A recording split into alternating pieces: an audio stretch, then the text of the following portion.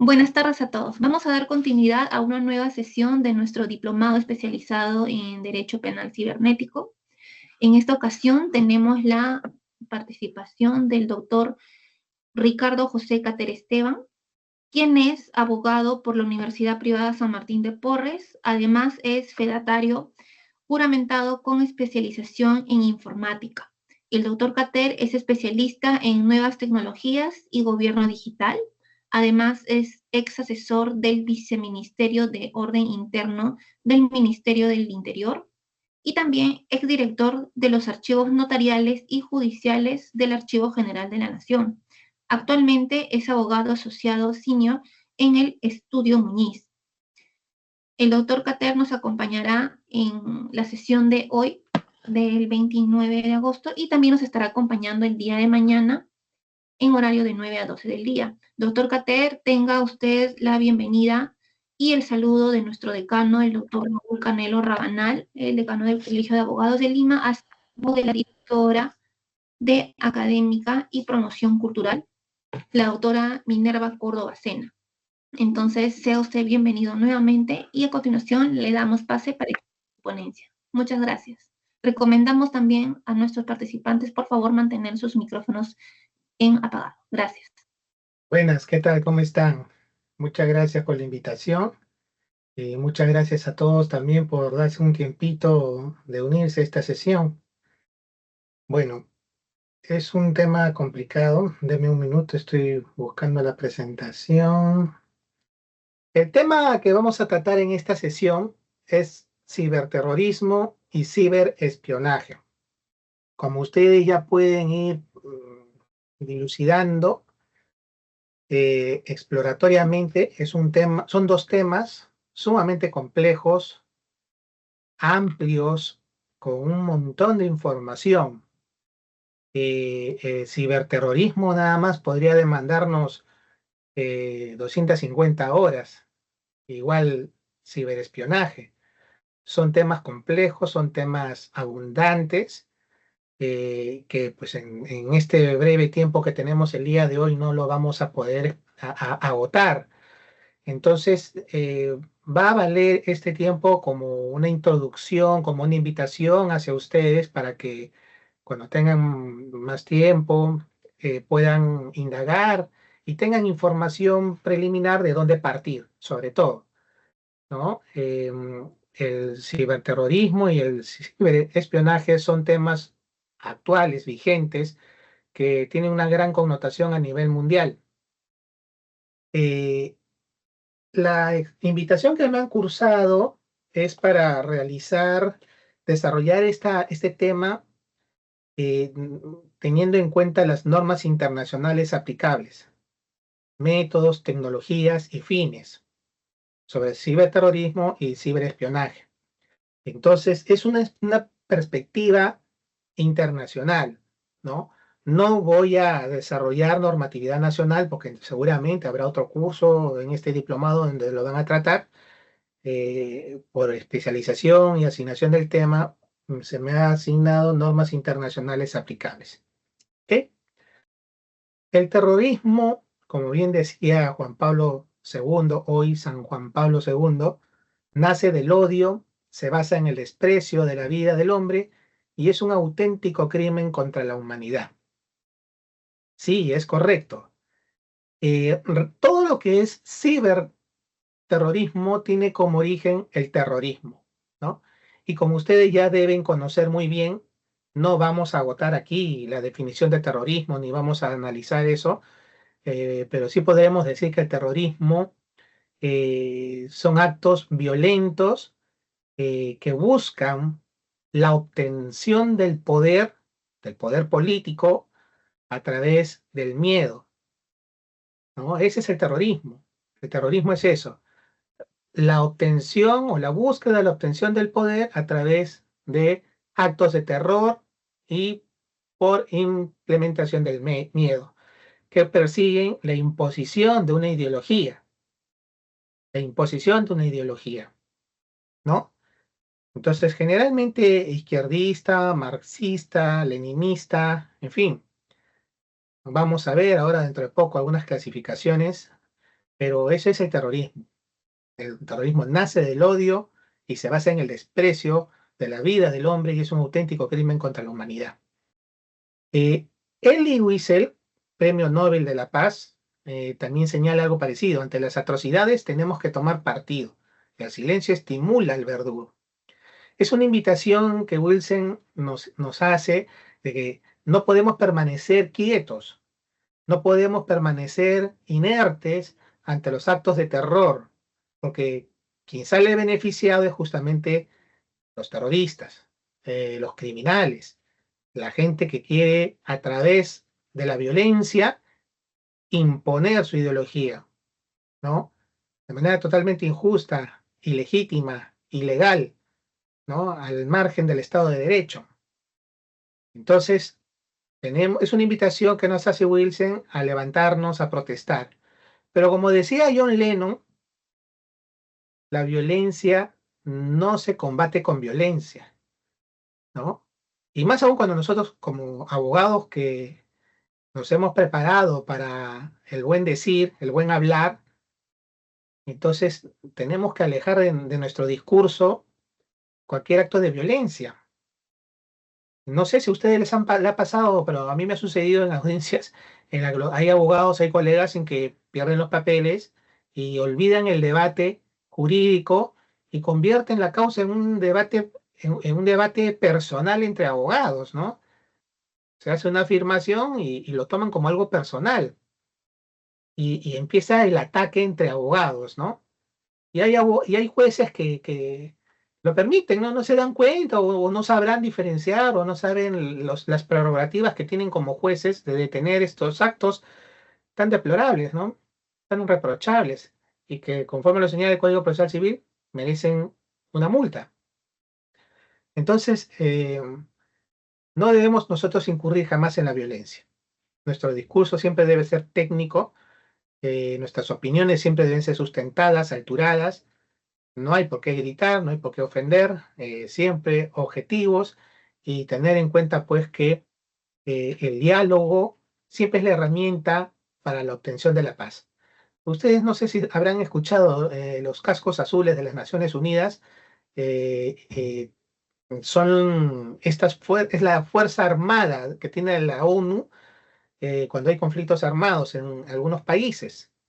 Entonces, entre las técnicas que tienen los cascos azules son primero, cuando hay actos de violencia, ellos ingresan, los cascos azules ingresan e imponen la paz. La imponen con las armas, con acciones militares, ¿no? Pero cuando ya obtuvieron la paz, ya pacificaron el país, lo que se hacen ahora son acciones de mantenimiento de la paz. Esas son técnicas que se les enseñan a los oficiales de las Fuerzas Armadas y a los miembros de las policías nacionales para que ejerzan estas actividades. ¿Ok? Continuamos entonces. Yo les quiero preguntar a ustedes si saben cuál es la diferencia entre ciberterrorismo, ciberdelincuencia y ciberespionaje. A ver si alguien, por favor, me puede dar una idea o ya un concepto sobre estas tres palabras que deben haber escuchado muchísimo en las redes sociales, en los noticieros, en los periódicos. En fin, a ver, ¿quién se atreve a darme la diferencia entre ciberterrorismo, ciberdelincuencia y ciberespionaje? Y así me ayudan a conocer si es que están conectados de verdad. ¿Quién levanta la mano? A ver, vamos a preguntarle entonces a Carmen Silva. Buenas tardes, profesor. Hola. A ver, ciberterrorismo, o sea, la palabra ciber es que es en el ciberespacio y estas conductas para imponer una ideología a través del miedo lo hacen a través del ciberespacio. En el caso de la ciberdelincuencia son actos antijurídicos que también los hacen a través del ciberespacio y el ciberespionaje es igual, ¿no? El estar haciendo, valga la redundancia, espionaje, pero a través del ciberespacio. Me parece que esa sería la diferencia. Sí, son muy buenas ideas, la felicito. La diferencia, como ya lo ha advertido usted, van por lo que persigue cada una de estas actividades, ¿no? Son diferentes, evidentemente, no debemos confundirlas, y acá yo se las presento. Mire, la diferencia es el objetivo que busca cada una. Por ejemplo, en la ciberdelincuencia, que es, digamos, el delito común o delitos cibernéticos, ¿no? Persiguen tienen un interés económico, individuales y evidentemente al margen de la ley nacional, ¿no? Nosotros tenemos una ley de delitos informáticos, la ley 30.096, que regula los actos reprochables, que seguramente si no lo han visto ya lo van a ver, van a revisar esa norma, ¿no? Y entonces, esa es la persecución, tiene una finalidad económica de manera individual, ¿no? Al margen de la ley. El ciberespionaje, al contrario, busca sustraer información, pero el objetivo no es comercializar con ellos, sino tiene una finalidad política, militar o corporativa. Política, por ejemplo, desestabilizar al jefe de gobierno, al primer ministro, al presidente o a alguna autoridad nacional, ¿no? Objetivos militares, por ejemplo, la sustracción de planes operativos, planes estratégicos, desarrollo de estrategias militares, ¿no? Y en lo corporativo, la sustracción, pues, de, por ejemplo, diseños industriales, secretos, eh, recetas, en fin, ¿no? Mm, Buscan, por ejemplo, impactar en el mercado en forma negativa, perjudicando a un corporativo, una empresa corporativa, una transnacional, ¿no? En cambio, el ciberterrorismo tiene un impacto mayor, ¿no? Se desarrolla a través de ataques, efectivamente a través del Internet, ¿no? Donde se caracteriza por infundir miedo, terror, pánico, busca desestabilizar a los gobiernos, a las poblaciones, ¿no? Y tiene como finalidad concreta la imposición de ideologías, ¿no? Con la intención de causarle daño a esa población y obtener el poder. Como repito, usando como canal, como conducto, eh, los medios telemáticos, ¿no? Acá les he traído algunos videos. A mí siempre me gusta tener una ayuda visual, así que lo voy a poner. Voy a dejar de compartir un momento. Voy a volver a compartir. Permítame un segundo.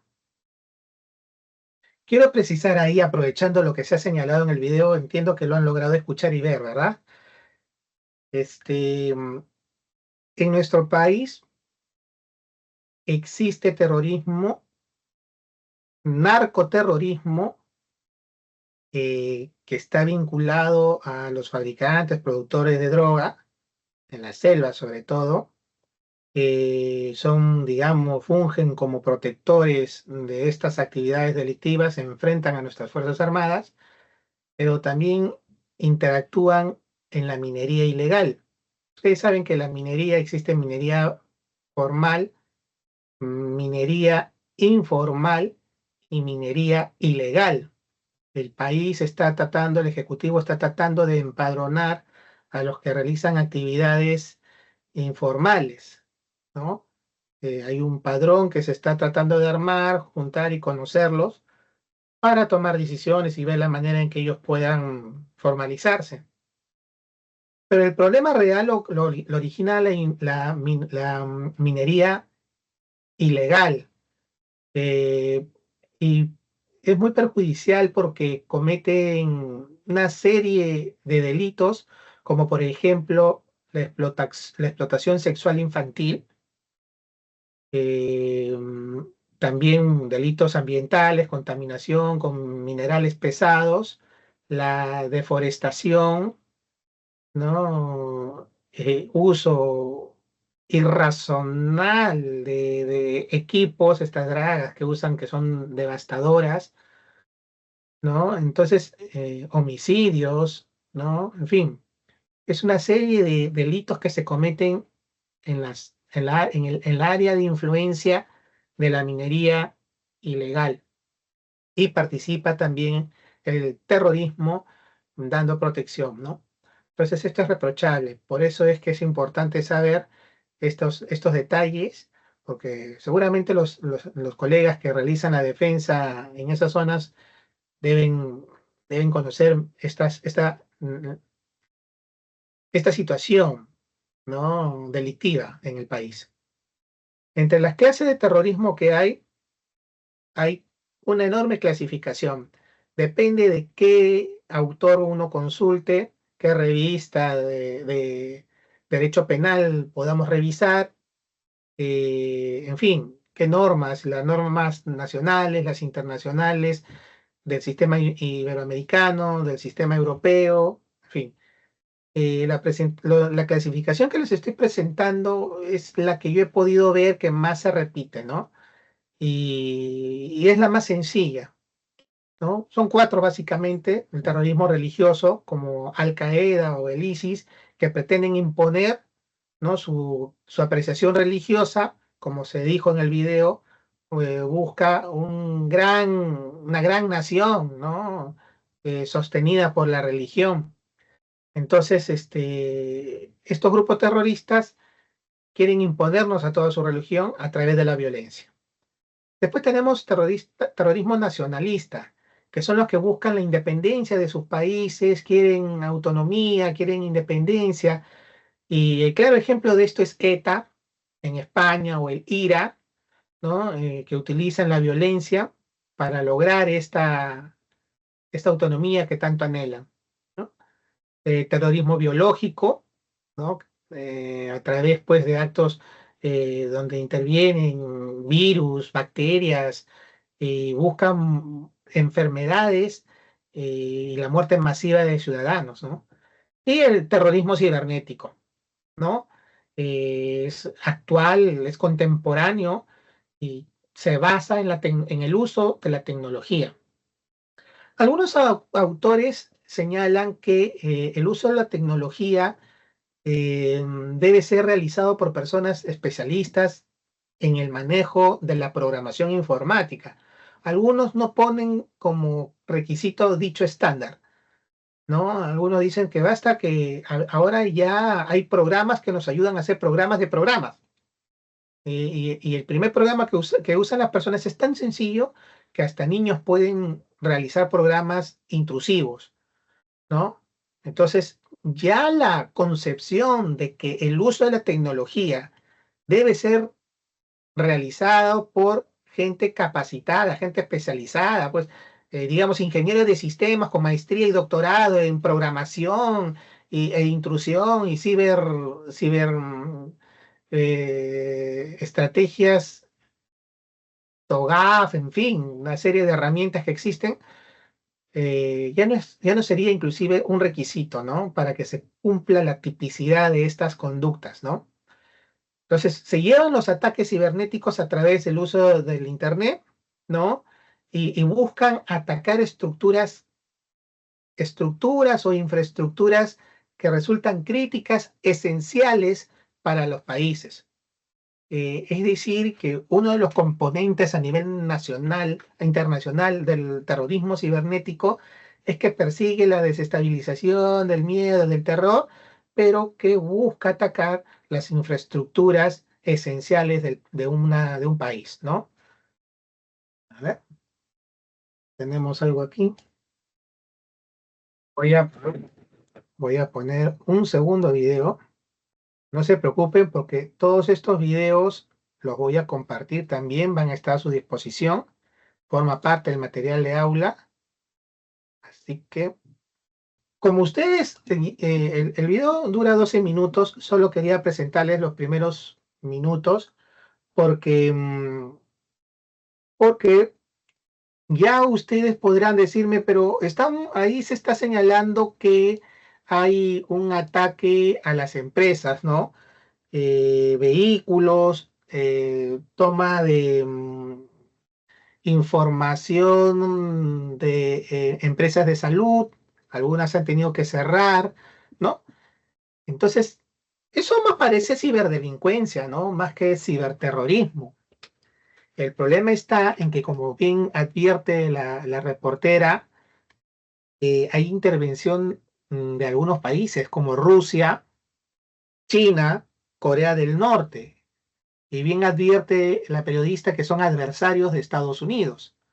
Entonces Estados Unidos dice, esto no es una ciberdelincuencia común, estos son actos de ciberterrorismo, porque buscan, digamos, alterar el normal desarrollo del mercado, el normal desarrollo de las empresas que hay aquí, ¿no? Y eso, pues, esa desestabilización, esta apertura y demostración de vulnerabilidades informáticas de nuestros sistemas internos crea pánico, un pánico financiero, un pánico político, un pánico social. Y eso hace que la bolsa baje, eso hace que los intereses suban, eso hace que se genere recesión. Claro, inclusive sabemos que probablemente estos gobiernos, Rusia, China, Corea del Norte, estén realmente patrocinando estos ataques contra Estados Unidos. Probablemente Estados Unidos también en algún momento, si no lo han hecho ya, devolverá la moneda, ¿no? Entonces, los invito que con mayor tranquilidad revisen el video. Es verdad, ¿no? Tiene ahí unos problemas con el audio, parece que no ha sido bien grabado o por lo que está indiferida la periodista, el internet pues seguramente no ha sido de buena calidad en ese momento, pero el mensaje que nos transmite es ese, ¿no? Bien, terrorismo religioso, nacionalista, biológico y cibernético. Ahora la pregunta es, ¿cómo se financia, no? ¿Cuál es el esquema o la modalidad de financiamiento del terrorismo, no? ¿O en qué consiste en todo caso, no? Sí, pues es la búsqueda de dinero para poder costear la violencia, porque la violencia tiene un costo y la violencia no es barata, ¿no? Es verdad, ¿no? Que la violencia es más barata que la salud. Comprar una pistola, comprar una bala es más barato que comprar una vacuna. Comprar una metralleta o una bazooka es más barata que comprar un resonador magnético, un tomógrafo, ¿no? Entonces, se hace más daño con la violencia que con las estrategias sanitarias, ¿no? La violencia escala más rápido que las políticas de sanidad de los ministerios de Latinoamérica, al menos. El mensaje de violencia tiene mayor arraigo en los niños que, muchachos, lávense la mano. Si usted pone a un niño, si usted pone a un niño, le da una metralleta de juguete, ¿no? Inmediatamente empiezan a jugar pues a la guerra, ¿no? Si le da dos pistolas, empiezan a jugar a lo, al llanero solitario, ¿no? En fin, eso es más fácil que darles un jabón y anda, lávate las manos. ¿A qué voy con esto? Que a través de la filosofía, a través de la filosofía religiosa, se llega a determinar que la naturaleza del ser humano es de continuo mal. Si una persona le hace elegir entre hacer lo bueno y hacer lo malo, tiende a lo malo. Hacer el bien es una condición derivada de la educación. Es porque nos han enseñado a hacer lo bueno, ¿no? Ya sea en un discurso dogmático, es decir, por declaraciones, ¿sabes qué? Tienes que hacerlo bien por esto, por esto, por el otro. O por el ejemplo, porque veo que a mi papá, porque veo que a mi mamá, porque veo que a mi profesora, porque veo que los scouts hacen las cosas bien, entonces yo aprendo eso. Pero el ser humano no viene con esa información en su ADN. El ser humano es de continuo mal, ¿no? Aristóteles decía que el ser humano es como una tabla rasa sobre el que podíamos escribir. Y esta inscripción, esta grafía puede ser buena o puede ser mala, ¿no? Pero después Lombroso, en su Tratado de Derecho Criminalístico, dijo que no, hablaba del criminal innato. Seguramente ustedes como penalistas deben haberlo escuchado, ¿no? El criminal innato, el delincuente no se hace, sino nace, ¿no? Y actualmente ya los informes médicos han verificado que sí, ¿no? Que está inclusive en el ADN. Si se hace una secuencia de ADN, el otro día vi un informe, una serie en History Channel donde el científico que decía eso, ¿no? Está en el ADN. Yo hice una prueba de doble ciego en la que pusimos varias cadenas genéticas de ADN para encontrar quiénes eran las personas que tenían mayor propensión a cometer actos delictivos de gravedad, ¿no? Y se dio con la sorpresa de que su propio ADN tenía esa predisposición. Imagínense, ¿no? Un científico gordito, bonachón, ¿no? Se le veía buena gente, ¿no? Versado, culto. Este, tenía la predisposición genética a cometer actos delictivos. Bueno, entonces, el financiamiento del terrorismo consiste, pues, como les he colocado ahí, en suministrar o recolectar fondos u otros activos por cualquier medio, de manera directa o indirecta. La finalidad siempre va a ser ilícita eh, y tiene una característica muy semejante a la del lavado de activos, que es el ocultamiento. El ocultamiento de la financiación del terrorismo es algo que se caracteriza y se identifica con el lavado de activos. Recuerden ustedes que para el lavado de activos no es necesario demostrar el delito antecedente, ¿no? Basta con acreditar el balance patrimonial. De acuerdo a al último precedente vinculante emitido, ¿no? El precedente que emitió César San Martín Castro, que dejó sin efecto el anterior que decía que sí era necesario tener acreditar el delito antecedente, ¿no? Yo les voy a decir que hace años también pensaba lo mismo, ¿no? Que me parecía un abuso meter preso a una persona simplemente por un desbalance patrimonial porque no sé justificar. Pero ahora ya con los años, pues ya uno madura también, uno se da cuenta que sí, pues efectivamente hay casos en los que va a resultar imposible acreditar el delito antecedente. Sin embargo, existe la objetividad de que el denunciado, el procesado, en fin, no sabe cómo justificar este incremento patrimonial, ¿no? Y si no lo sabe, no lo sabe identificar, no lo sabe justificar, es porque evidentemente tiene una fuente ilícita, ¿verdad? Ahora sí, ciberterrorismo.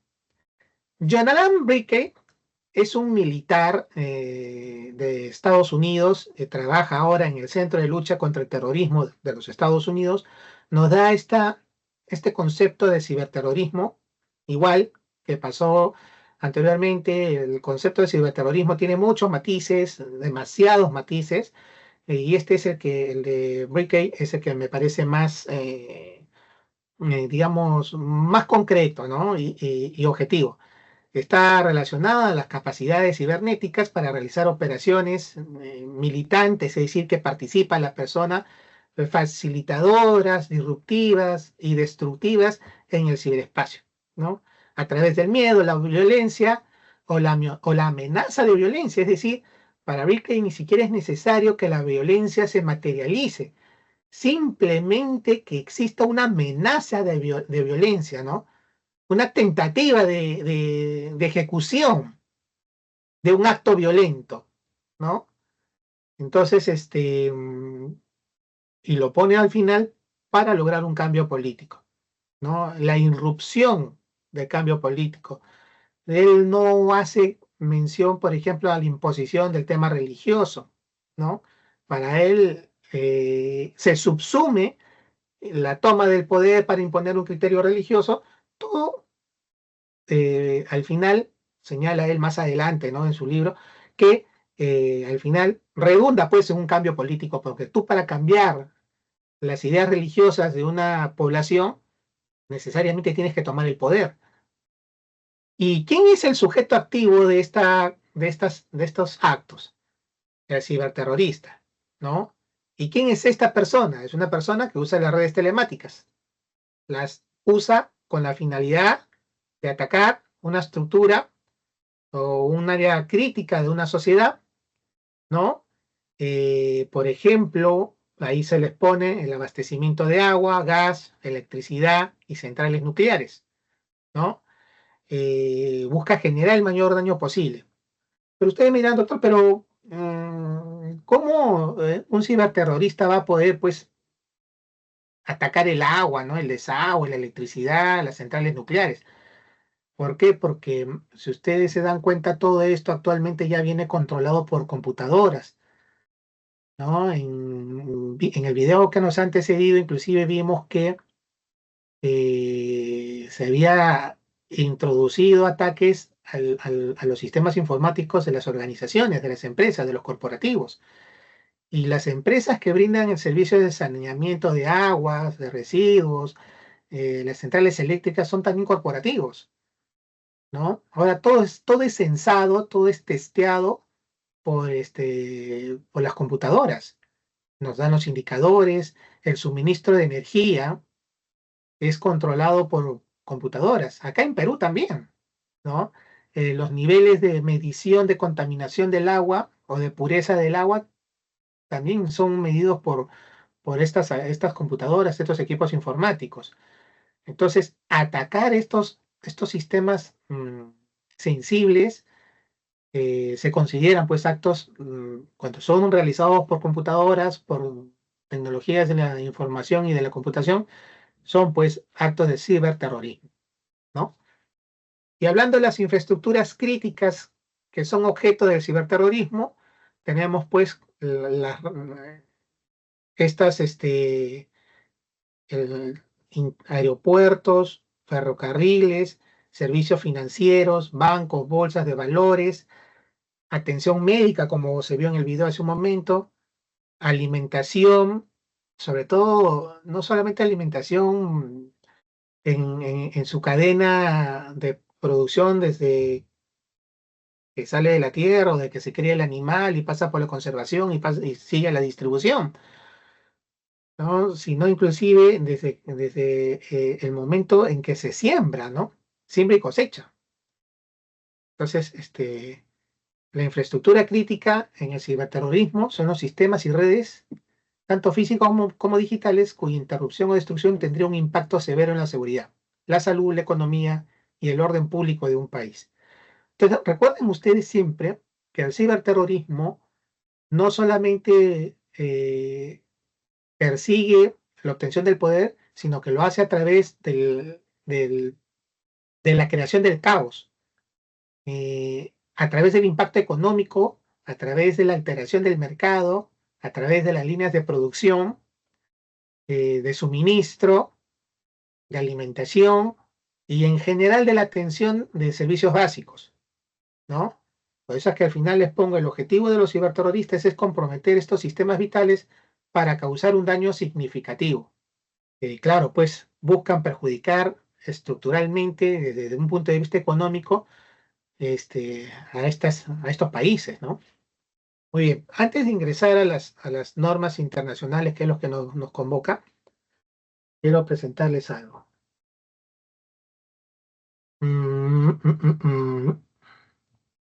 Muy bien. Entiendo que ahora hay un break, ya nos hemos pasado, es a partir de 7 a 7 y cuarto, ¿sí? Entonces son 7 y 6, 7 y 5 vamos a ponerle, regresamos en 15 minutos, ¿les parece? Bien, continuamos. ¿Ya volvieron todos? Doctor, le escuchamos. Puede continuar con su ponencia. Perfecto, gracias. Bien, nos habíamos quedado un momento viendo lo del financiamiento del terrorismo y creo que ya encontré el truco para que ustedes lo escuchen mejor. A ver, por favor, ustedes me dicen si lo escuchan bien, ¿ya? Es un videito. Me dicen, por favor, si lo escuchan bien. El terrorismo es un delito que... ¿Qué es la financiación del terrorismo? Es un delito que está relacionado con los fondos, bienes o recursos de los que se alimentan las organizaciones terroristas o los terroristas. Es la financiación del terrorismo. Es un delito que está relacionado con los fondos, bienes o recursos de los que se alimentan las organizaciones terroristas o los terroristas para poder costear sus actividades ilícitas. La financiación del terrorismo, FT, por lo general, presenta características similares al lavado de activos, sobre todo en cuanto al ocultamiento de sus recursos, ya que transfieren fondos que pueden tener un origen legal o ilícito de tal manera que encubren su fuente y destino final para poder financiar sus actividades terroristas, para comprar armas y equipos, pagar la nómina, sostenimiento de sus miembros, costear la logística de sus acciones terroristas, invertir en adiestramiento y tecnología, pagar sobornos, entre otras.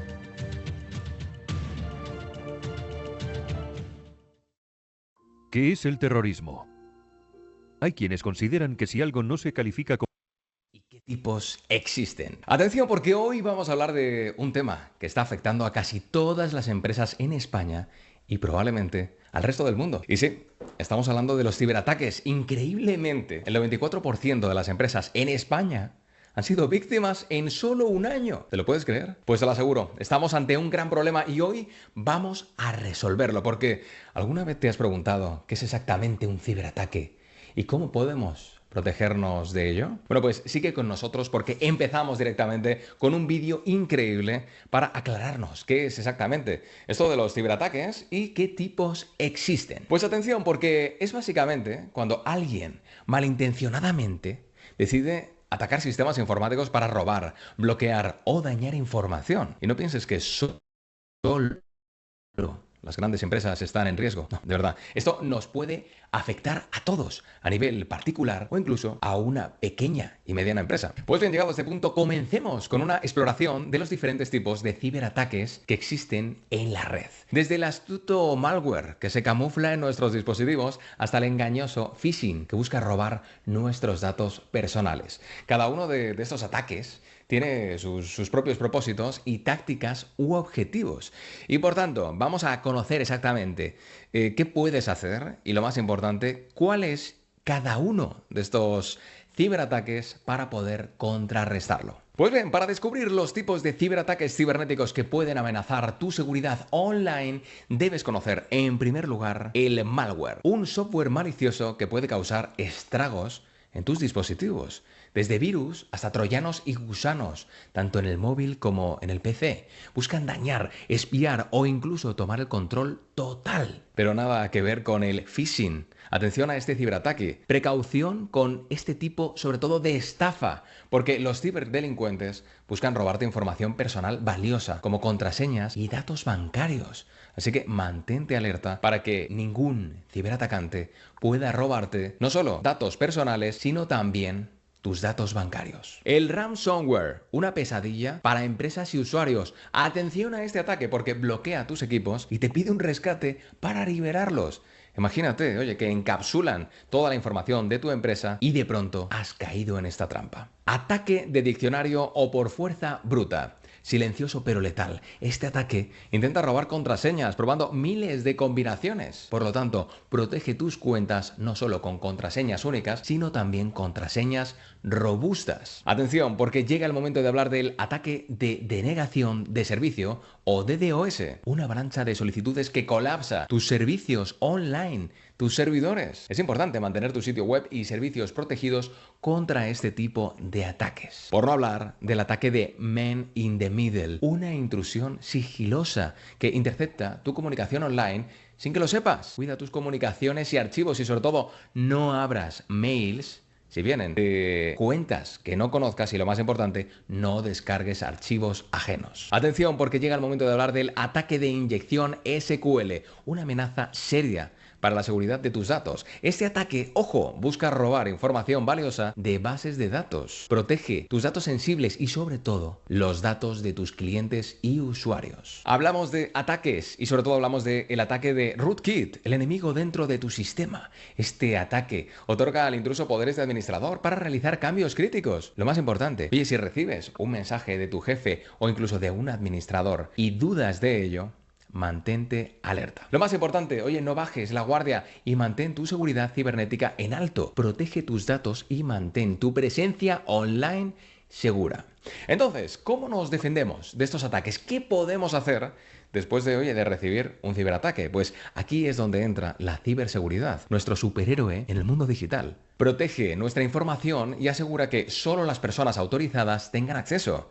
Confidencialidad, integridad y acceso son sus principales herramientas. Y lo más importante, si te interesa convertirte en un héroe de ciberseguridad, España ofrece un montón de opciones para estudiar y especializarte, desde universidades hasta cursos de especialización. Hay caminos de verdad para todo lo que quieras aprender. Por ejemplo, en Madrid y Barcelona hay formaciones diversas en diferentes ramas, como por ejemplo estudiar ciberseguridad tanto en ambas ciudades como en la Universidad Politécnica de Cataluña como la Politécnica de Madrid. Por supuesto, también puedes estudiar en la Universidad Europea de Madrid como en programas de... Bueno, ya es estudios que pueden realizar. Voy a cerrar aquí y regreso a mi pantalla de presentación. Muy bien, entonces ya tenemos claro la diferencia entre y las nociones de ciberterrorismo, financiamiento del terrorismo, y ahora lo que nos toca, bueno, que es un ciberterrorista, infraestructuras críticas. Nos toca ahora revisar lo que respecta a normas internacionales. Miren, es un tema, las normas internacionales, como todo estudio legislativo, es un poquito pesado, pero vamos a tratar de hacerlo de una manera concreta. El material se va a quedar. Hay algunas normas que vamos a revisar en las partes más importantes y yo les voy a alcanzar a través de nuestra señorita coordinadora todas las resoluciones que vamos a ver ahora, ¿ok? Para que ustedes pues las tengan, las revisen con mayor detalle y las conserven. La primera que vamos a ver es la resolución de la Asamblea General ARES 72, más conocida como la resolución 284, que es la Estrategia Global de las Naciones Unidas contra el Terrorismo. Es un instrumento muy importante, es una de las más antiguas, ¿no? Y tiene la característica de ser revisada desde el año 2006 cada 2 años. En este momento me parece que ya están en la versión 8, en la versión revisada número 8. Trae, por ejemplo, esta estrategia global 4 pilares fundamentales. El primer pilar es abordar las condiciones en que se conduce el terrorismo. El segundo es la prevención. El tercero es el fortalecimiento de capacidades. Y el cuarto, el respeto a los derechos humanos. Entonces, claro, el 4, respeto a los derechos humanos, es importante porque cuando capturamos a los terroristas, es importante respetar su derecho a un debido proceso, al juez natural, ¿no? A la imputación objetiva, al principio de tipicidad, al derecho de defensa, en fin. ¿Por qué? Porque eso es lo que convierte a nuestro sistema, a diferencia de la violencia con lo que ellos actúan, nosotros actuamos dentro de un Estado de Derecho. Por eso no sé si ustedes recordarán en los procesos cuando el Tribunal Constitucional declaró inconstitucional estos jueces sin rostro, ¿no? Conductas pues que nosotros todavía en esa época, nuestros jueces y nuestros legisladores y nuestros altos funcionarios no estaban muy comprometidos y había cierto grado de desconocimiento en lo que era derecho constitucional, derechos fundamentales. El Tribunal Constitucional trajo esta innovación importante de protección y de tutela, y más aún cuando hizo eco con todos los pronunciamientos de la Corte Interamericana de Derechos Humanos dentro de nuestro sistema internacional latinoamericano.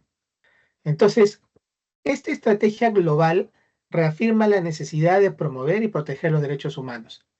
Y eso es importante. Tenemos que tenerlo claro. No por prender y reprimir y responder una agresión y un acto de violencia, podemos o estamos autorizados a saltar la valla del respeto a los derechos fundamentales. Entonces, acá están los 4 pilares. Exhorta esta estrategia global a los países miembros, ¿no? Implementar medidas para abordar las condiciones que favorecen la propagación del terrorismo. La propagación del terrorismo está regulado en otros instrumentos que también vamos a ver y hace hincapié en el flujo de las personas que intervienen, ya sean menores de edad, ya sean mayores de edad. Estrategia de cómo es que se debe cortar ese flujo de integración de estas organizaciones. Medidas para prevenir y combatir el terrorismo, es decir, la prevención. Se exhorta a los países a que tomen medidas preventivas más que medidas reactivas. Medidas para fortalecer la capacidad de los estados para prevenir y combatir el terrorismo y fortalecer el papel del sistema de las Naciones Unidas a ese respecto. Entonces, pero la capacidad de los estados no pasa solamente por fortalecer la capacidad, el conocimiento de los agentes o de los sujetos que participan en este sistema. Es decir, dándoles cursos, seminarios, eventos, no solamente pasa por darles ese tipo de capacidades, ¿no? Fortalecimiento de capacidades le llaman a las capacitaciones, pues, ¿no?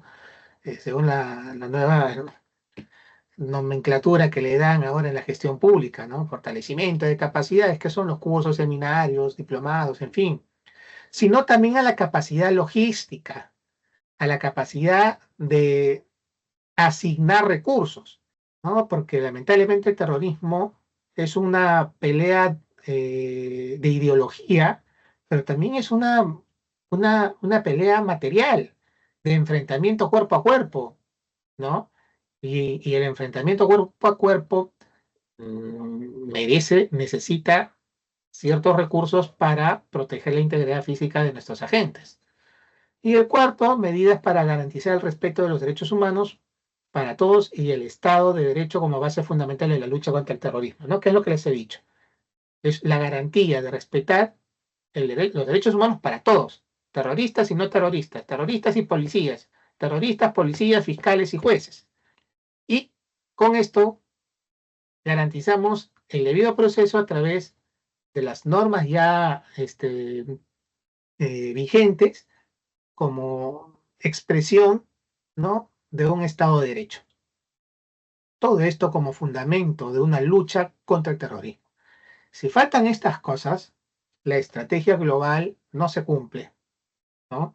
Y al no cumplir la estrategia global, vamos a tener problemas internacionales, vamos a tener sanciones dentro del sistema interamericano de protección de derechos humanos y que ya los hemos tenido, justamente porque el 4 nos faltó. Muy bien. Entonces, esta estrategia global es un documento dinámico porque va actualizándose, va revisándose cada 2 años, ¿no? Ahí dice, y guarda relación con las prioridades antiterroristas de los Estados miembros. Cada Estado miembro tiene sus propias prioridades, tanto en lo preventivo como en lo reactivo. Y entonces, la estrategia, si bien es cierto, es propuesta por la Asamblea General, cada miembro debe implementarla en su ordenamiento legal interno. Muy bien. Ahora vamos a revisar la resolución del Consejo de Seguridad 2341, que es del año 2017. También se las voy a entregar. Y esta resolución le da una hegemonía importante a la Interpol, ¿no?, a esta Policía Internacional, donde se procura garantizar el otorgamiento de capacitaciones, asistencia técnica, la protección de la infraestructura esencial frente a los terroristas, es decir, cuidar a aquellos blancos que suelen ser objeto de los terroristas. Entonces también esta resolución 2341 intensifica el intercambio de la información operativa entre los Estados miembros, ¿no? Por ejemplo, los desplazamientos. Yo no sé si ustedes se habrán dado cuenta, un momentito, vamos a aterrizar sobre la criminalidad común. Yo vengo observando desde hace varios años, por lo menos los últimos 20 años, que la delincuencia, y también pasa en Perú, se ha vuelto migrante. Nuestra delincuencia, por ejemplo, la delincuencia que se centraba en Huancayo, cometen actos delictivos y van a la selva central, La Merced, Pichanaki, Satipo, terminan de ahí, vienen a Lima, hacen sus actividades en Lima, se van al norte y así paran. La criminalidad se ha vuelto migrante. Igual pasa en Latinoamérica. Igual pasa en Latinoamérica. Solo que ahora se ha organizado de una manera regional. Ahora, todo este tema que hay con los fiscales que están tan cuestionados, de los cuellos blancos y todo esto, en general la teoría del caso en general es los partidos políticos son organizaciones criminales. ¿Por qué? Porque dentro de los partidos políticos se lava dinero. Hay ingreso de dinero que no puede justificarse. ¿Y por qué no se puede justificar? Y yo ya les he dicho que la presunción de una fuente dineraria, un ingreso dinerario, un incremento patrimonial que no tiene justificación, goza de la presunción de origen ilícito, de ilicitud ad origem, ¿no? Ilicitud de origen. Y eso es un delito. Entonces, esa es la teoría general, pues, de estos fiscales tan cuestionados, ¿no? Que entiendo yo están haciendo el trabajo más difícil, que es demostrar que los partidos políticos son, pues, en realidad, organizaciones criminales. ¿Por qué? Por el tema del financiamiento que tienen para la realización de sus campañas. Y qué casualidad que justo las personas que son propuestas para ser elegidas son, pues, personas que tienen procesos, que después vemos que cometen actos ilícitos, cuestionados, ¿no? Cuestionados, tanto desde el Ejecutivo como el Legislativo. Marta Hildebrand hace 30 años decía en el Congreso en una exposición de que quién tiene la culpa de que nosotros tengamos malos políticos, malos congresistas, malos... ¿Quiénes son los que tienen la culpa? ¿Es el ciudadano el que elige? No, son los partidos políticos, ¿no? Y son los partidos políticos porque ellos son los que nos dan la bandeja para que nosotros elijamos este. Lo que pasa es que lo que hay en la bandeja es malo. Y no hay otras alternativas que podamos considerar dignas o adecuadas o por lo menos ya razonables, ¿no? Ese es el problema. Entonces, con el intercambio de la información operativa, se busca intensificar la eficacia de prevención contra los terroristas. Autoridades gubernamentales, organismos encargados de la aplicación de la ley, colaboradores, propietarios, operadores de empresas privadas. Vean ustedes que ya los instrumentos internacionales, esta 2341, ya empieza a involucrar a las empresas privadas, al sector privado de cada país miembro. El problema está en qué medida las empresas desean participar en estas acciones. En mi experiencia profesional, de repente ustedes tendrán alguna experiencia, me gustaría que me la comenten. En mi experiencia profesional, las empresas no tienen, digamos, una vocación natural de querer contribuir en algo con el Estado. No sé cómo va el tema, por ejemplo, de las asociaciones públicos-privadas. Sé que es difícil. Cuando salió la norma era muy complicado que se lograran concretar estas alianzas. Ahora, pues, para este tema de seguridad, yo recuerdo, por ejemplo, que el Ministerio del Interior quería suscribir convenios con las empresas con las compañías telefónicas. Fue un problema, ¿no? Nunca se logró materializar acciones conjuntas, ¿no? Pero bueno, esperemos pues que en el tiempo la invocación que hace esta resolución del Consejo de Seguridad de las Naciones Unidas a través de la resolución 2341 en algún momento pueda pues materializarse, pueda realizarse, que las empresas, el sector privado, tome conciencia de la necesidad de su participación en la protección, prevención y represión de los actos terroristas y más aún del ciberterrorismo, ¿no? Esta resolución 2341 se centra en la protección de infraestructuras críticas frente a ataques terroristas. Así lo va desarrollando en su texto. Ya, entonces, hay algunos puntos importantes que he rescatado de esta 2341. En su primer recomendación es de aliento. Alentar a los estados para que coordinen, para que creen conciencia, ¿no?, de los desafíos, ¿no?, que genera el terrorismo, para que conozcan y comprendan cómo es que deben prepararse. Entonces, la creación de conciencia de que cada estado entienda lo que está ocurriendo, ¿no?, es fundamental para que puedan preparar las acciones mitigadoras. ¿Ok? Ese es el número 1 de la 2341. Luego exhorta a todos los estados a que mejoren sus estrategias para reducir los riesgos contra las infraestructuras vitales, que ya les hemos dicho cuáles son esta infraestructura vital, ¿no? Servicio de luz, agua, teléfono, banca, salud, inclusive educación, ¿no? Entonces, pasa por mejorar las estrategias, evaluar los riesgos, sensibilizarlos y preparar medidas que tengan respuestas eficaces.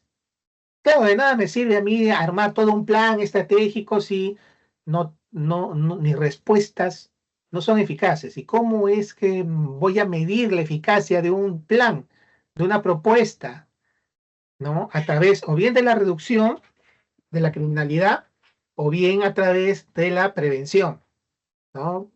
Mis índices, he realizado tantas acciones preventivas, ¿no? En fin. A ver, permítame un minuto, por favor. Bien, continuamos entonces. Después nos recuerda, ¿no?, que debe tipificarse los actos de terrorismo como delitos graves. Esto de acuerdo pues al principio de tipicidad, que ustedes conocen profundamente. No hay pena, no hay sanción si no hay ley.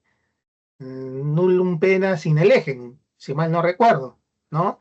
Entonces, la responsabilidad penal debe ser objetiva, debe estar normada, ¿no?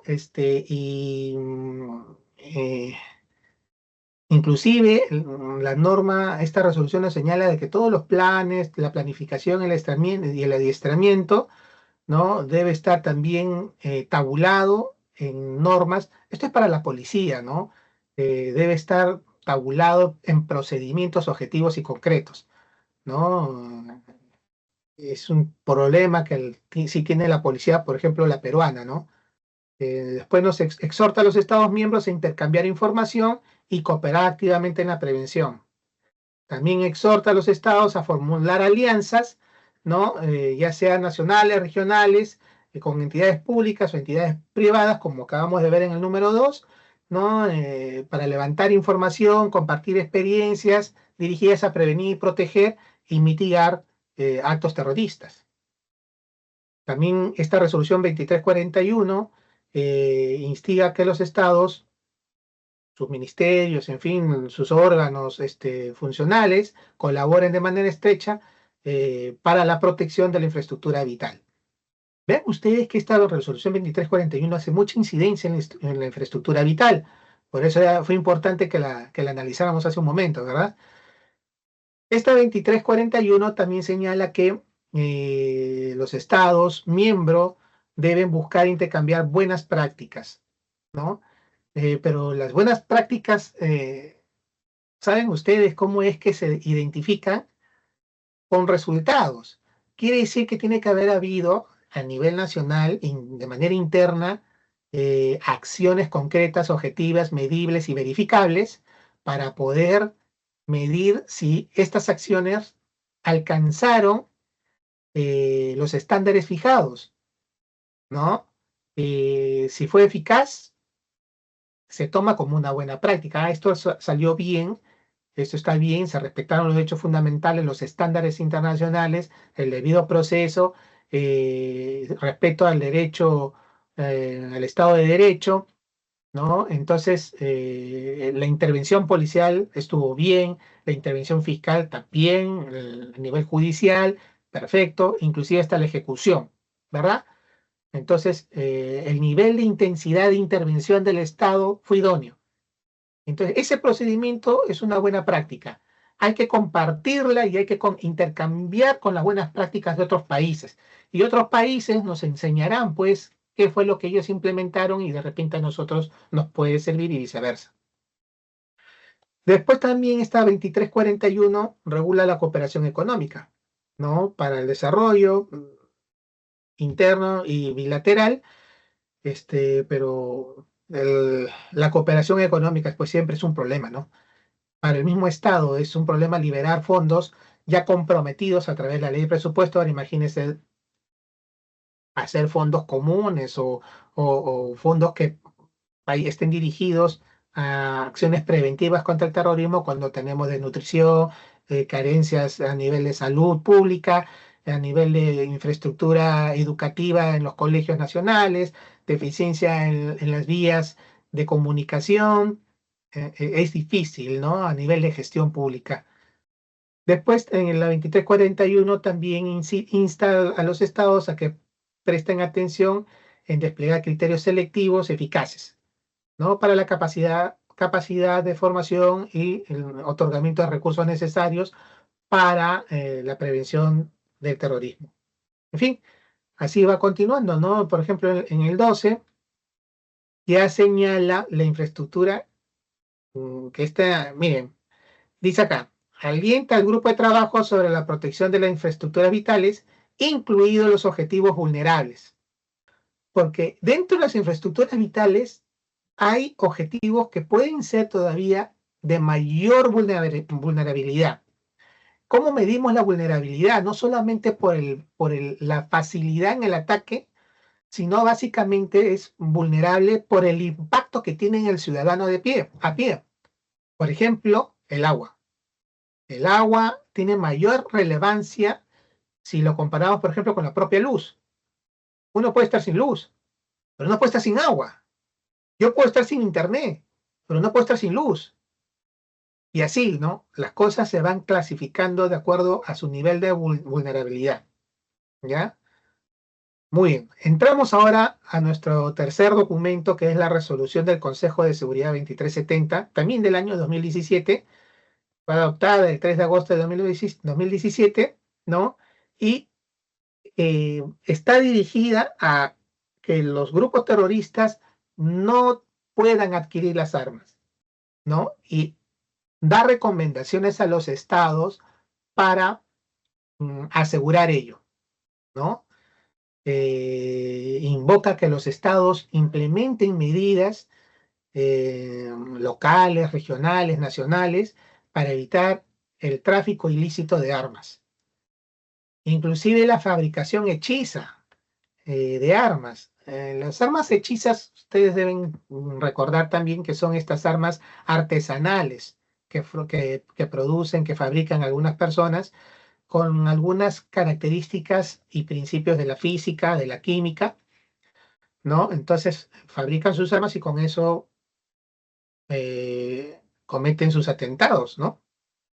Entonces, invoca la creación de directrices, una vez que se crean, que se implementen, ¿no? Y todo para evitar o crear las mayores trabas posibles para que los terroristas no tengan armas, ¿no? Reafirma una resolución anterior, la 1373, que es del año 2001, de que todos los estados se abstengan, ¿no? De apoyar a las personas en las actividades terroristas, ¿no? Y promueve la eliminación de estas armas.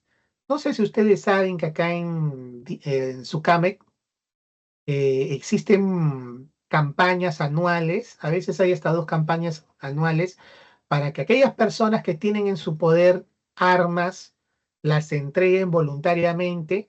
Estas son recogidas por la SUCAMEC y son destruidas por medios físicos, ¿no? Porque hay varios, se llama eliminación de materiales peligrosos, algo así, es el procedimiento. Es una amnistía que saca su cambio, porque tener armas sin licencia es tenencia ilegal de armas y ustedes saben que ese es un delito. Entonces, esta resolución 2370 va por ese sentido, ¿no? Buscar la manera de promover la eliminación de armas, de que los ciudadanos no tengan armas y mucho menos que estas armas lleguen de manera irregular a los terroristas, ¿no? Imagínense si el delincuente común busca tener armas, ahora imagínense los terroristas, ¿no? Entonces, la 2370 también exhorta a las partes a hacerse parte de todos los instrumentos internacionales que puedan, ¿no? Todo orientado a impedir el armado de estas facciones. También reforzar los mecanismos de vigilancia de los embargos de armas. Claro, los embargos de armas es cuando la autoridad recupera armas y después ¿qué hace? Las tenemos ahí guardadas, ¿dónde? ¿Cómo?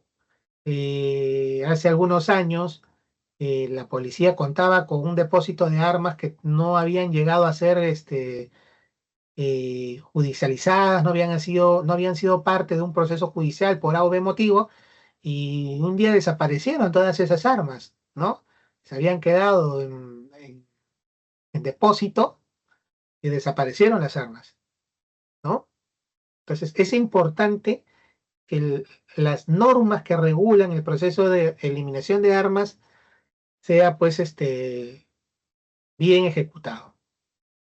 También nos invoca esta 2370 a impedir actividades que puedan dar lugar a violaciones de estos embargos, ¿no? Y es el Consejo de Seguridad el que está disponiendo esto. La 2370 también exhorta a las partes a que adopten medidas para afrontar el tráfico ilícito de armas, ¿no?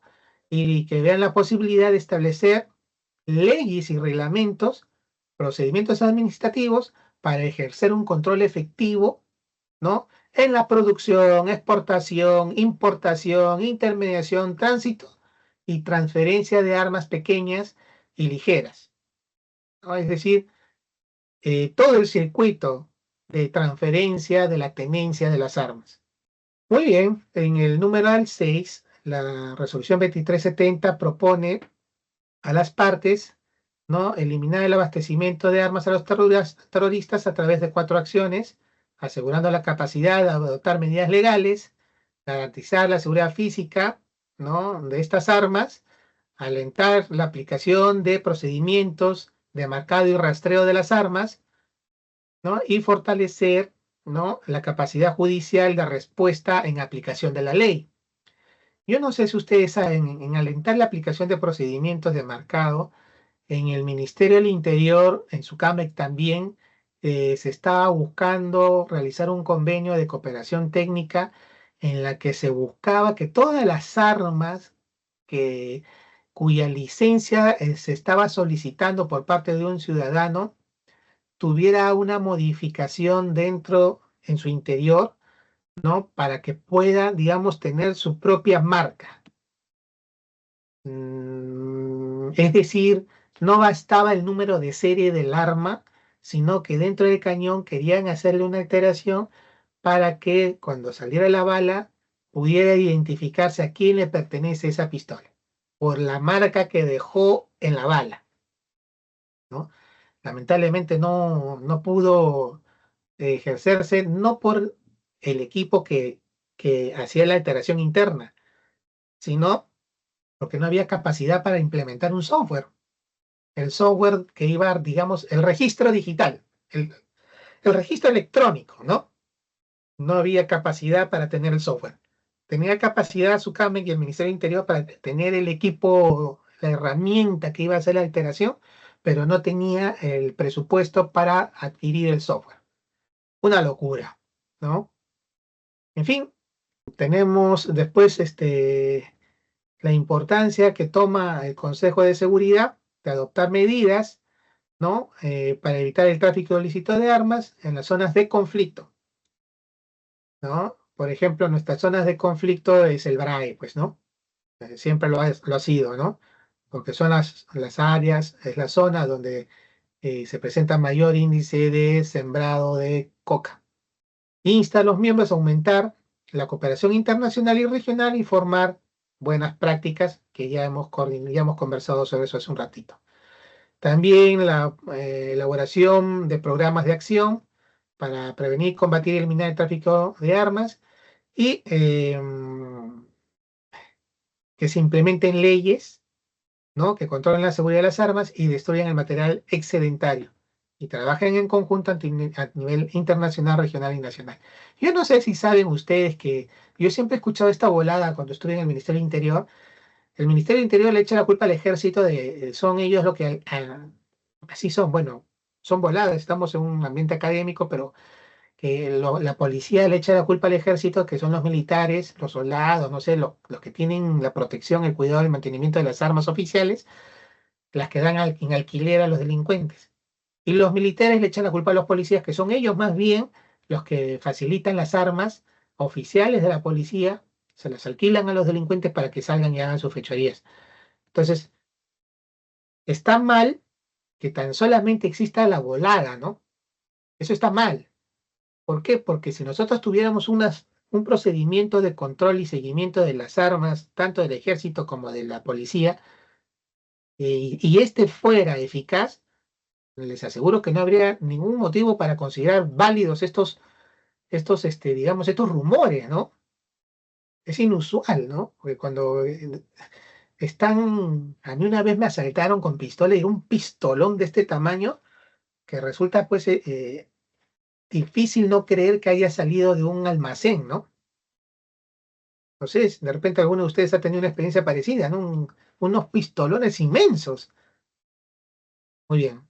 Entonces, ya para ir terminando con respecto a esta resolución 2370, debemos señalar que exhorta a los miembros a crear conciencia sobre artefactos explosivos improvisados, ¿no? La mejora de la capacidad institucional para prevenir y combatir esas amenazas. Los artefactos explosivos están hablando, pues, de aquellos que son elaborados con productos químicos, explosivos, dinamita, ANFO, en fin, diferentes materiales que se utilizan, ¿no? Entonces, los materiales peligrosos de por sí tienen que ser controlados, ¿no? Así como los ingredientes para la elaboración de la coca, de la droga, son controlados, el queroseno, en fin, para la elaboración de explosivos también, ¿no? Entonces, y lo que hace el Consejo de Seguridad de las Naciones Unidas es eh, exhortar al incremento de los recursos para la prevención. Estas resoluciones, mucho, mucho tiene que ver con la prevención, ¿no? Porque la prevención siempre va a ser más barata que la reacción, ¿no? De manera económica y también en materia de recursos personales, de recursos humanos, ¿no? Nuestras, de nuestro personal policial, militar, ¿no? Muy bien. Y también nos invoca las alianzas públicos y privadas al eliminar el suministro de armas, a la cooperación en materia judicial y de aplicación de la ley. En cooperación de materia judicial, eh, exhorta, pues, ¿no?, en realidad a que sean los poderes judiciales de los estados que se pongan de acuerdo en la aplicación de las leyes, porque las leyes en general tienen, es cierto, ciertas diferencias, pero en la gran esencia, en la mayoría de los textos normativos, regulan lo mismo, tienen los mismos principios, tienen los mismos alcances, la misma finalidad, el objetivo, que es sancionar a las personas que cometen actos de ciberterrorismo, ¿no? Entonces, que hayan regulación de repente, pues en Chile la sanción será menor, en Perú será una condena, una pena efectiva mayor, de repente en Bolivia, de repente, ¿no?, podrá haber algún beneficio penitenciario, mientras que en Ecuador no, pero en general, ¿no?, existen legislaciones que regulan esto. Entonces, por eso es que pide el Consejo de Seguridad de las Naciones Unidas que exista cooperación en materia judicial, ¿no? Probablemente incidiendo en el tema de em, de la entrega de detenidos, ¿no? Entonces, detengo acá, en mi país, a un extranjero, lo extradito. Probablemente también esté apuntando ahí. Muy bien, y ahora ingresamos a nuestra última disposición, a nuestra normativa internacional, que son los principios rectores de Madrid, S 2015-939. Los principios rectores de Madrid fueron suscritos el 23 de diciembre del 2015, ya hace bastante tiempo, y contiene esos principios, ¿no? Que, digamos, buscan prevenir el terrorismo cometido a través del Internet, ¿no? A través del uso de las TICs. TIC significa, pues, tecnologías de la información y de las comunicaciones, ¿no? Y procura fortalecer la capacidad forense. Forense, es decir, Estados miembros inviertan en sus técnicos para que puedan realizar una adecuada tarea a través, ¿no? Por ejemplo, esta resolución, estos principios rectores autorizan a monitorear el contenido de las redes sociales, ¿no? Ahora vamos a ver dentro de un rato un segundo tema, el de ciberespionaje, y van a ver qué contradicción existe, ¿no? Porque por un lado, inclusive lo hemos visto en las resoluciones anteriores, que se protege y se garantiza el derecho de los periodistas, ¿no? Y acá, en este principio de rectores de Madrid, ¿no? Pareciese que está autorizando a los organismos a monitorear el contenido de las redes sociales. Claro, pues relacionados a actos contra el terrorismo, ¿no? Es cierto, respetando los derechos humanos y libertades fundamentales. Entonces, eso quiere decir que existen estándares como la autorización judicial para yo, como autoridad investigadora, incriminadora de delitos, debo cumplir para poder realizar este monitoreo de las redes sociales, ¿no? Muy bien, pero la pregunta también, por ejemplo, ¿no? ¿Qué tanta autorización necesita la policía para monitorear Facebook, ¿no? Entonces quiere decir que la autorización no pasa tanto por monitorear las redes sociales, sino de repente por ingresar a través de códigos informáticos aquellos aspectos que no son de un punto de vista público, porque usted sabe que hay redes sociales que son públicas y son privadas, ¿no? Hay cosas que yo tengo en mi Facebook que no he publicado, pero podrían ser públicos si yo lo decidiera. Entonces, por ahí también puede estar pasando la disposición. ¿Qué cosa regula en general estos principios rectores de Madrid? Son 4 puntos. El fortalecimiento de la capacidad de los estados como respuesta, el monitoreo de redes sociales, el respeto por derechos humanos y sobre todo la cooperación. Son varios principios rectores, vamos a verlos un poquito rápido porque no quiero que me gane, todavía falta algo más que ver. Pero básicamente, por ejemplo, en el principio rector 1 son varios principios rectores, pero acá, por ejemplo, que los gobiernos deben reconocer fenómenos complejos, ¿no? Si bien es cierto, a veces se cita la religión como un factor determinante, existen otros factores que nos permiten entender el origen del ciberterrorismo y del terrorismo en general, ¿no? ¿Qué cosa es lo que ha originado que este sector de la población esté enojado con el sistema, esté fastidiado y se alcen armas contra el establecimiento legal, contra el Estado de Derecho, quieran irrumpir y quieran imponer un pensamiento, ¿no? ¿Qué cosa ha pasado? Por ejemplo, acá en Ayacucho, ¿qué pasó? ¿Por qué hubo terrorismo? ¿No? ¿Por qué? ¿Qué cosa fue? Entonces, ustedes ya pueden ver que esto es multidisciplinario, no es un tema solamente del derecho criminal, del derecho penal, sino es una tarea de antropólogos, de sociólogos, de abogados, ¿no? deben realizar una identificación de las causas que originaron este conflicto social, ¿no? Porque el terrorismo es un conflicto social, ¿no? Identificar los factores determinantes, ideológicos, sociales, psicológicos, religiosos, ¿no? Y es más, este primer principio rector nos señala que los estados deben otorgar recursos para los servicios sociales y financiar investigaciones. Van a ver que estos principios son muy bonitos porque incluso se preocupa por las familias de las víctimas, por las familias de las personas que fueron reclutadas, identificar quiénes son los que han sido reclutados. Y verán que generalmente, a nivel mundial se ha observado que los que son reclutados generalmente son jóvenes, inclusive niños. Ustedes recordarán, ¿no?, que algunas organizaciones terroristas nacionales reclutan niños, robaban niños y los adoctrinaban, ¿no? Iban creciendo jóvenes, adolescentes, ¿no?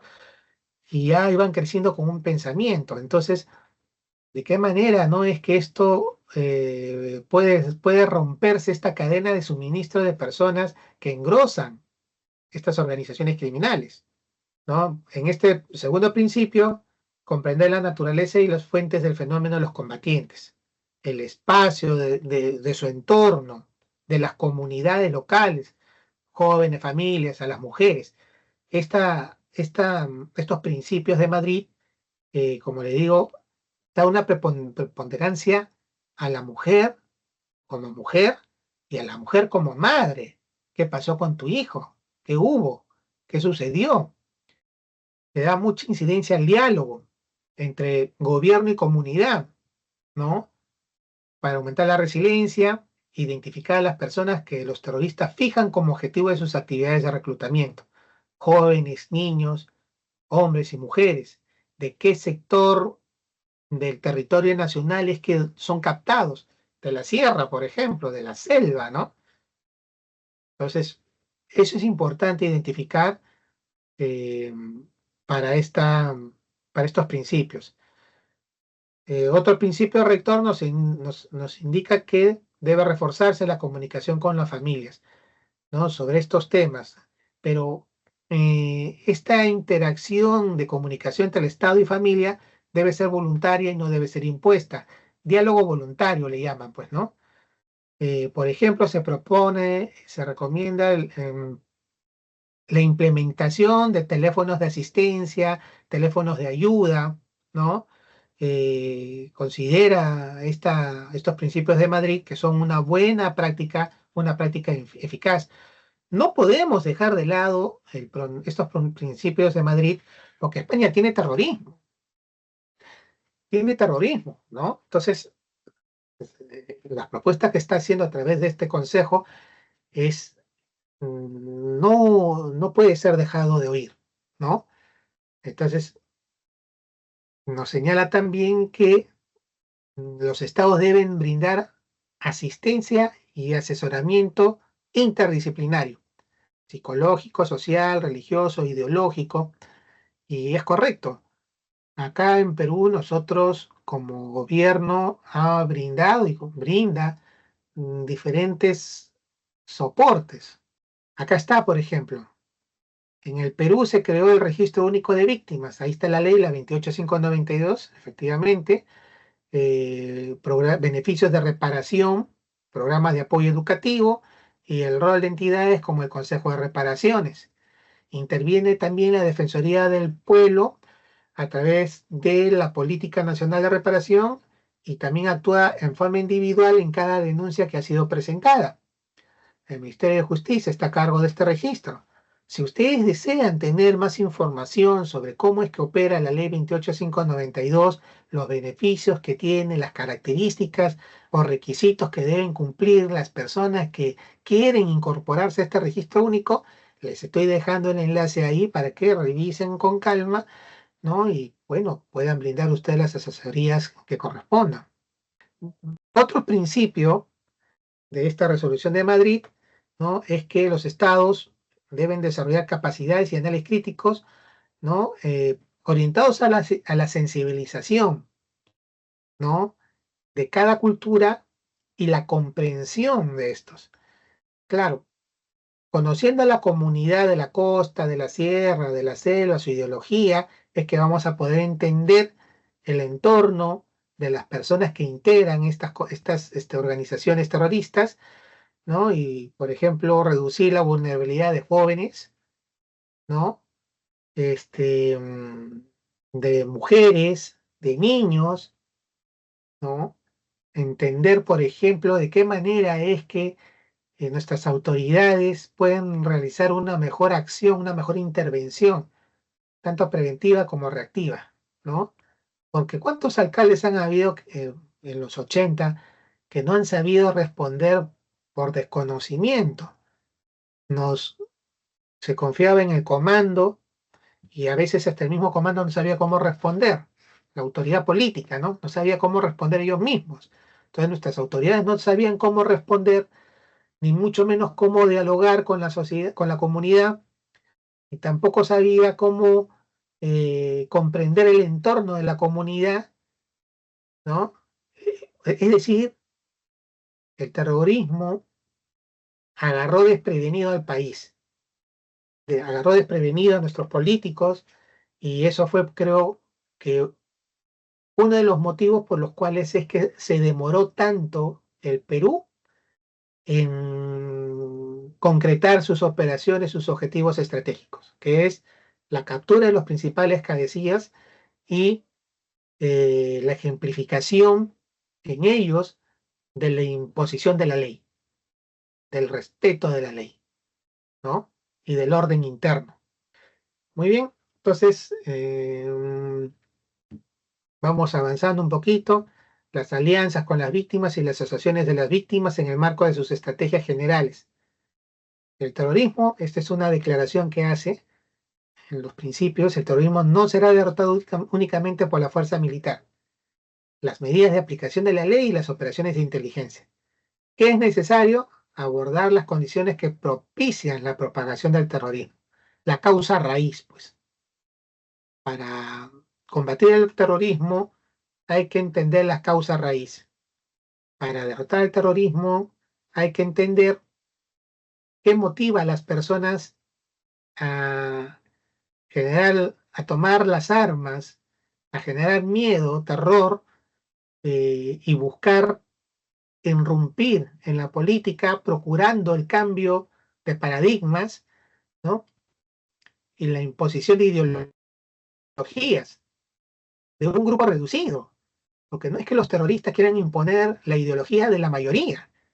No, eso es lo más triste, ¿no? Lo más frustrante, que ellos buscan imponer la ideología de las minorías, de un grupo muy reducido de personas. Entonces, miren, qué interesante.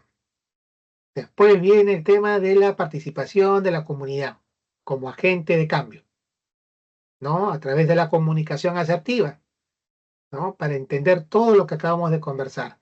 La participación de las mujeres, el empoderamiento de las mujeres, ¿no? A los líderes religiosos, culturales, a la sociedad civil. Y así continúa, amigos, ¿no? La inclusión de las mujeres en la formulación de políticas, en las fuerzas de seguridad, es decir, incluir a las mujeres, incluir a las mujeres, a los jóvenes de las comunidades donde ha habido levantamientos, ¿no? Y eso es estratégico porque son ellos los que conocen las condiciones culturales, las condiciones de territorio, de terreno. Es fundamental. El diálogo sobre enfoques eficaces. Bueno, y así vamos continuando. ¿Saben ustedes qué cosa es la policía de proximidad? ¿Alguna vez han escuchado esa expresión? La policía de proximidad es aquel policía que tiene un acercamiento directo con el ciudadano. Esa es la policía de proximidad, ¿no? Esta expresión es la que se usa en los principios de Madrid, ¿no? Está relacionada a la comunicación asertiva. Esto ya de alguna manera lo hemos visto. En el principio rector 13 se procura que existan y se elaboren mejores métodos de vigilar y estudiar los contenidos vinculados con el terrorismo transmitidos a través de Internet.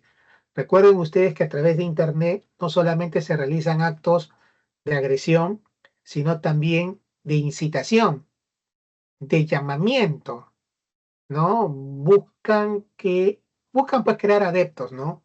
Quieren incrementar su fuerza operativa, ¿no? Entonces, por aquí pasa el principio rector 13, ¿no? Hay que vigilar, hay que mejorar los métodos de vigilancia, ¿no? Y socializarlos cuando encontremos oportunidades de mejora, de retroalimentación, ¿no? Muy bien. Acá hay unos casos de ciberterrorismo, pero si nos alcanza el tiempo lo vemos porque ahorita quiero entrar ya a ver lo que es ciberespionaje. Es un tema más corto, ¿no? Pero igual, tenemos que desarrollarlo. El ciberespionaje, señores, como señala Juan Puime Maroto en su libro El ciberespionaje y la ciberseguridad, eh, ha acompañado al ser humano desde sus orígenes, ¿no? En general, desde que el hombre estaba en las cavernas y empezaba ya a socializar, a juntarse, a armar un grupo social, porque el hombre, sí, el ser humano siempre ha sido eminentemente un ser social, se preocupaba por saber qué cosa estaba haciendo la tribu que está más cerca. ¿Y por qué le interesaba eso? Porque si él sabía, si este grupo sabía que los del otro se levantaban a las 5 de la mañana para cazar a las 6, entonces cuando mi tribu salía a cazar, probablemente ya no encontraba nada o a recolectar. ¿Por qué? Porque ya me ganó la otra tribu. Entonces, conocer los planes o las actividades de mi adversario me da una ventaja competitiva, una ventaja social, económica, una ventaja, digamos, patrimonial inclusive, porque podía yo tener más cosas o mejores cosas. Entonces, como dice, a quien madruga Dios le ayuda, ¿no? Así es el mensaje que Juan Puime nos da en su libro, ¿no? Entonces, estas actividades de espionaje ya eran pues muy remotas. No es algo que recién hemos descubierto con las películas, ¿no? Es algo que acompaña al ser humano desde tiempos muy remotos. ¿Pero qué es? ¿No? Es la recopilación de información a través de sistemas informáticos con el objeto de tener ventajas políticas, económicas o de propiedad intelectual, ¿no? Esto ya lo comentamos hace un momento, ¿no? Y las personas que realizan estos actos son ciberdelincuentes, ¿no? Que usan técnicas como el malware, el phishing, ataques dirigidos, ¿no? Para infiltrarse en redes y robar información confidencial, sensible, y causar daños, ya sea financieros, económicos, corporativos, en fin. Pero eso es la recopilación no autorizada de información. ¿Qué se busca con el ciberespionaje? Ventaja política o militar, económica o comercial, o simplemente dañar la reputación, ¿no? El ciberespionaje es realizado, yo no dudo, ¿no? Fue tan dura en los 80, en los 90, la guerra comercial que hubo entre Coca-Cola y Pepsi, que no dudo que haya habido algo de ciberespionaje ahí. Entonces, tipos de malware. ¿Qué cosa es un malware? Es un software malicioso, ¿no? Se instala en los equipos informáticos con la finalidad de sustraer información a través de diferentes códigos informáticos, programas, códigos dirigidos a sustraer información o a dañar el mismo equipo, dañar la programación del equipo, dañar la información que está en el equipo. Entonces, dañar el equipo, dañar el software que está en el equipo o dañar la información, los archivos que está ahí. Inclusive, no se quede en el equipo, sino de que ese daño sea transmitido a la red interna. No le basta con que sea dañado el equipo, que sea dañada la red interna, sino que quiere dañar la red general, ¿sí? La red de las redes es el Internet, pues. Entonces, es bien complejo. Tipos de malware, los virus, que se caracterizan por su alta reproducción, los gusanos, ¿no? No necesitan un programa anfitrión como los virus y también se propagan. El ransomware, en el video que hemos visto hace un momento, también se ha citado, se ha invocado, se ha explicado. Y lo que hace esto es encriptar la información de la víctima. Y me piden rescate para que me liberen la información. Los ciberdelincuentes a través de esto seleccionan a su víctima, ¿no? Seleccionan, yo en mi computadora no tengo mayor información relevante, de repente esta diapositiva, el material que les voy a pasar, pero nadie me va a pedir pues recompensa por esa información, por encriptármela, ¿no? Pero por ejemplo, un CEO, el CEO del Banco de Crédito, por ejemplo, ya son temas, al presidente del BCR, al presidente de Petroperú, ¿no? Inclusive a la dirección de presupuesto del MEF. Esos son los ataques de importancia donde exigen millones y millones de dólares para la liberación de esta información secuestrada, ¿no? Spyware recolecta y sustrae información personal sin que la víctima se entere. Están que me jalan y me jalan la información, ¿no? Los troyanos, ¿no? Que ingresan al sistema y tampoco nos enteramos. Se disfraza de software legítimo. Engañan a la víctima. Entonces, ¿cuáles son las recomendaciones para protegernos de estos malware? Primero, y esa es la recomendación que Google, Microsoft siempre brindan, Apple, mantener actualizado el sistema operativo y sus aplicaciones, ¿no? Instalar y actualizar los antivirus. No abrir correos ni archivos adjuntos sospechosos. No brindar información personal, ¿no? A veces a uno le piden información. Descargar software de sitios web confiables. Se verifica pues el icono en la página web, ingresas y verificas cómo es que tú sabes si estás o no estás navegando en una página web confiable. Ahí figura un candadito, pues, ¿no? Ahora lo vamos a ver. Y no ingresar a enlaces sospechosos y recientemente no ingresar a códigos QR, ¿no? Uno va a pagar algo, una información que ve por ahí, a ver, un QR, clic, y ya ingresó. Ya te hackearon el celular, a través del celular ingresaron a tu computadora, ya está uno frito. Realizar copias de seguridad periódicas y repetibles. Las copias de seguridad, les voy a contar, yo como fedatario informático, miembro de la Asociación de Fedatarios Informáticos y Especialistas en Nuevas Tecnologías, AFIEN, hemos conocido el caso de un colega que, ustedes saben, los fedatarios digitalizan documentos con valor legal. A los documentos físicos se les digitaliza, se guardan en discos duros, ¿no? Y lo que está digitalizado tiene el mismo valor que el papel. Y el papel puede ser eliminado y me quedo solamente con el archivo digital. La diferencia es que yo puedo tener varios discos conteniendo varios documentos originales que es el mismo. Entonces, de uno puedo tener 10 discos duros, de un solo físico, ¿no? Entonces, elimino el papel y me quedo con los archivos digitales. ¿Y qué sucedió con este colega que está en el proceso de digitalización y cometió el error de trabajar en red y su red interna estaba conectada con el internet? Ingresaron por ahí y le jalaron toda la información.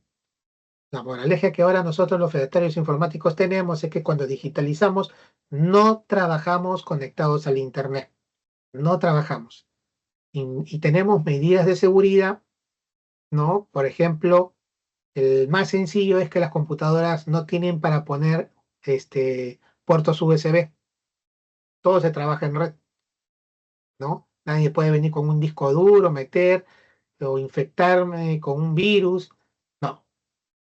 No, los equipos están bloqueados, se manejan en red y solamente la computadora central es la que puede administrar, decidir qué se hace con la información, Si se sube todo lo digitalizado, se sube a la nube o se graba en discos, ¿no?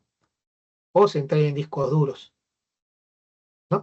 ¿Y por qué dice periódicas? Porque se recomienda, pues como la información siempre va creciendo, que se vaya actualizando mensualmente, trimestral, semestralmente, para que vaya incrementándose la información y repetibles, es decir, tener en varios lugares la información, ¿no? Si me falla uno, el proceso lo puedo repetir porque lo tengo en otro lado. Acá está lo que les decía. Ustedes ingresan a una página web. Acá yo les pongo el ejemplo https://www.go.ppsm. Se van al costadito, van a ver este icono, ¿no? Que son como dos chupetines. Le dan clic ahí y se va a desplegar esto. Seguridad. La conexión es segura. Tu información, por ejemplo, tus contraseñas, su número de tarjeta de crédito es privada cuando se envía a este sitio web.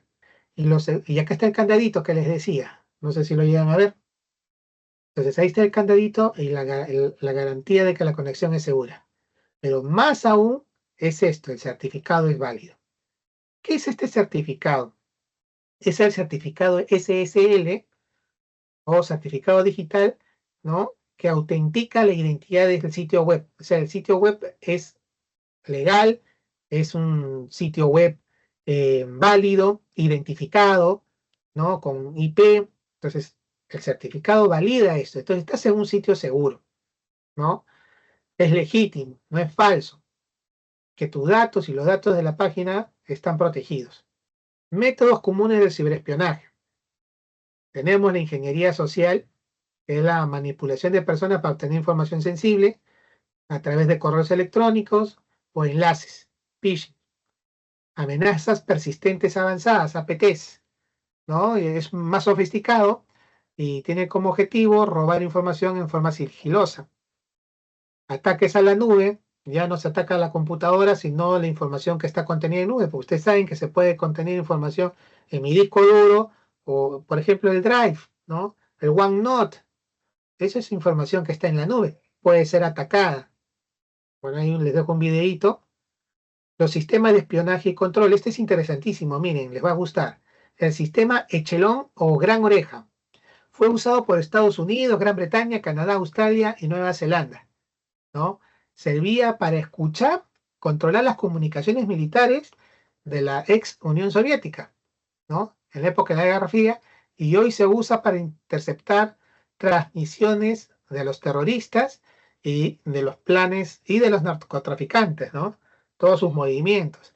Entonces, algo que viene de la Guerra Fría todavía hoy sigue siendo útil, ¿no? Entonces, esto funciona a través de una interceptación electrónica usando los satélites. Hay puntos adicionales que no necesitan estar en el espacio necesariamente, ¿no? Microondas, celulares, fibra óptica, y estas estaciones seleccionan palabras claves, ¿no? Por ejemplo, palabras claves, por ejemplo, podría ser drogas, podría ser armas, podría ser fuego, podría ser plan, ¿no? Orden, ¿no? Designaciones, palabras claves que van a facilitar la búsqueda, ¿no? Otro sistema es el Enfopol. Es usado a través del uso de la telefonía fija y del móvil, ¿no? Para ello se le obliga a las empresas de prestadores de servicios de telecomunicación que permitan el ingreso de la autoridad para revisar quiénes son los que llamaron y a quién llamó este número, ¿no? Qué comunicaciones hubo de entrada y de salida, ¿no? Lo mismo pasa con el Internet, ¿no? Quieren ver qué cosa fue lo que hizo acá. Se usa mucho en Europa. Tenemos el sistema Carnivore, ¿no? Que tuvo varias etapas, ¿no? Ha sido utilizado por el FBI ¿no? Ha tenido 3 antecedentes. El primero fue el Ecterpic, el segundo el Omnivore, el tercero el Dragon World, que estaba compuesto por el Carnivore, por el Paquicker y por el Colminar. Entonces, es usado por el FBI, como ya les he comentado, captura correos electrónicos sospechosos, ¿no? Y permite la revisión de los discos duros de las víctimas. Y no hay ninguna huella. Y eso es interesante, ¿no? Porque la ingeniería en reversa que se le aplica a los equipos informáticos suele revelar este tipo de actividades. Pero el sistema Garnívora no deja huella. Una cosa impresionante. Acá hay unos videos, a ver si alcanza tiempo, los veremos. Y ahí vamos a terminar. Entonces, vamos a ver este videito, ¿ya? El último. Bien, listo. Entonces, por favor, si tienen alguna pregunta, agradeceré que me la realicen en este momento. Si no, para pasar a algo que me gustaría compartir con ustedes, que creo que les va a interesar mucho. ¿Alguna pregunta? Bien. Entonces, como no hay preguntas, voy a decirles algo. Por si acaso, presten atención, por favor. Ángel, Ronald, Ingrid, Ricardo, mi tocayo, Enrique Vidal, Clarisa, Carmen, Héctor, Edwin, Sandro, Luis, Úrsula Corcuera. Hola, Úrsula. Julio Olivares, Ángel Calderón. Ah, ya vi tu corazón, Úrsula. Miguel Cueva, Jessica, Ulloa. Les voy a decir algo. Si por si acaso en algún momento alguien, cualquier persona, no sé, les preguntase, en qué momento, no lo sé, si alguien les preguntase a ustedes, ¿cuántas clases de terrorismo se comentaron en nuestra clase? ¿Qué les podrían decir ustedes? ¿No? A ver, Ángel, ¿cuántas clases de terrorismo se comentaron en la clase del señor Ricardo Cáter? Bueno, terrorismo religioso, nacionalista, biológico y cibernético, ¿verdad? Si alguien, una persona diferente, les preguntara a ustedes, la infraestructura crítica en el ciberterrorismo son, ¿qué contestarían?